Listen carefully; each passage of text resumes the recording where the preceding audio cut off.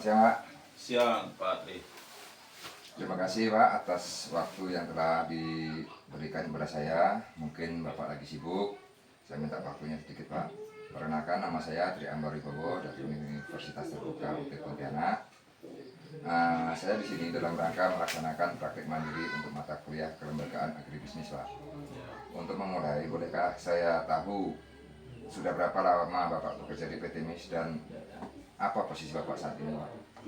Baik, saya bergabung di grup Bundesamba ini, Salim Group ini, terutama di perusahaan unit ini, PT MIS ini, semenjak tahun 2010. Mungkin sampai saat ini saya sudah hampir 16 tahun ya, 16 tahun. Jika boleh bertanya, berapa luas lahan perkebunan yang Bapak pimpin dan varietas utama apa, Pak, yang ada di sini?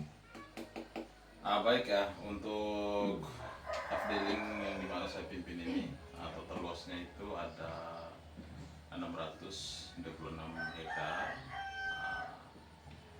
Dengan luas ini hampir rata-rata semua yang kita gunakan di sini adalah menggunakan varietas yang unggul, yaitu Marikat ya.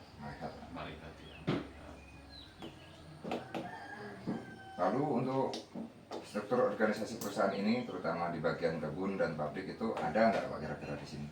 Ada, memang setiap pekerjaan, setiap organisasi di bidang apapun itu yang pasti ada struktur organisasi ya. Itu di mana saja, mau di perkantoran, di perdinasan ataupun di instansi pemerintahan sebagainya. Terutama yang di kebun ini, di mana yang saya ini kerja di sini, kita ada struktur organisasi yang namanya di induk, yaitu di estate-nya itu kita di kebun, di mana dipimpin oleh seorang estate manager dan juga ada pembantu-pembantunya, yaitu seorang asisten kepala askep. Di sini kita punya asisten kepalanya ada 3, rayon 1, 2, dan 3. Terus setiap rayon itu ada beberapa subdivisinya, ya, afdeling. Kita di sini semua ada 15 afdeling, yang berarti 15 afdeling ini mungkin rata-rata satu rayon itu ada 5 afdeling.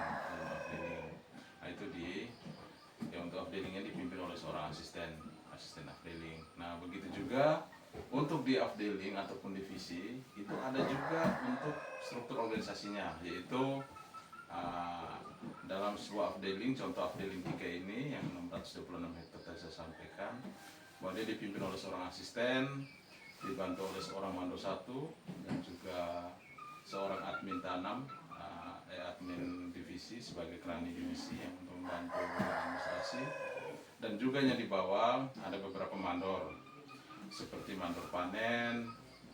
Di sini ada 2 orang yang bertanggung jawab kepada 20 anggota panen. Satu kemandoran mencakup 10 pemanen. Terus itu ada juga mandor perawatan. Mandor perawatan ada 2 orang yang mencakup beberapa pekerja perawatan di bawah, dan juga kerani panen sama mandor transport ya.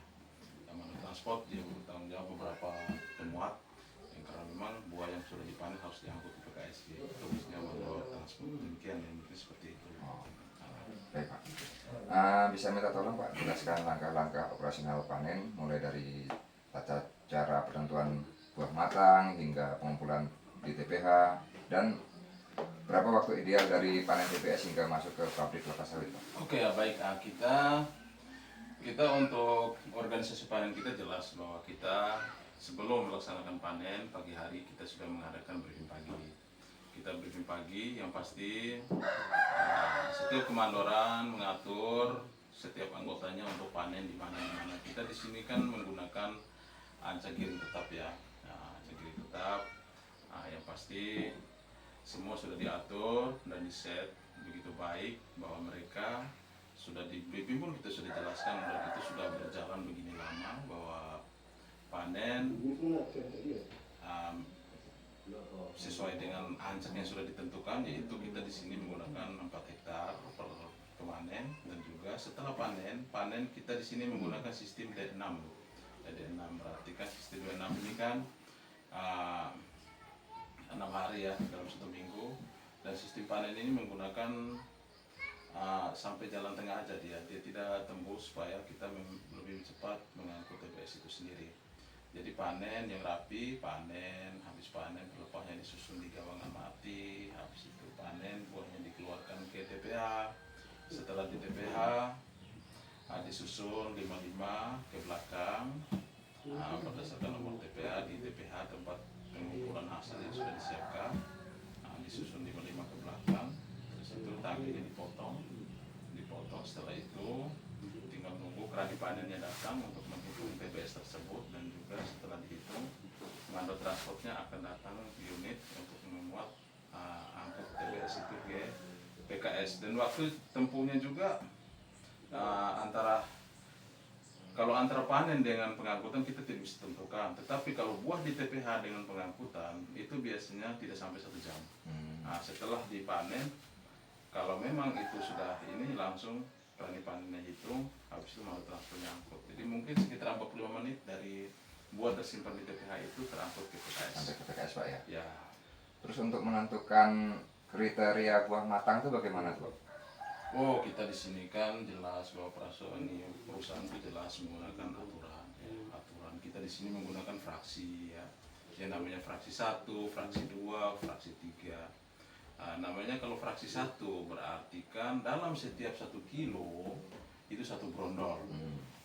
Fraksi 1 dalam 1 kilo 1 brondol. Kalau seandainya di Abdel yang 3 ini dia BJR rata-ratanya 20 kilo saja, berarti kalau 1 kilo 1 brondol berarti dia harus 20 brondol. Itu untuk apa namanya tadi pertanyaannya? Penentuan buah matang. Penentuan buah matangnya, kriteria panennya itu seperti itu. Jadi kita menggunakan fraksi. Itu sudah diatur oleh manajemen. Bahwa itu SOP-nya seperti itu. Ada lagi mungkin yang ditanya? Mungkin sudah cukup Pak pertanyaan yang saya berikan. Saya terima kasih atas waktu yang telah Bapak berikan kepada saya. Ya. Saya dari UT Pontianak, saya mohon maaf apabila mengganggu waktu-waktu yang telah saya sampaikan. Saya di sini mengakhiri. Saya ucapkan terima kasih banyak Pak atas waktu yang telah diberikan kepada saya. Baik Pak Tri, semoga Pak Tri sukses selalu, dan juga ya dalam menjalani proses ini pun kalau ada hal-hal yang perlu kita diskusikan atau bicarakan silakan sampaikan. Ya, saya bersiap membantu. Semoga Pak Tri bisa cepat menyelesaikan tugas kuliahnya ya di UT Pontianak ya. Terima kasih. Terima kasih Pak.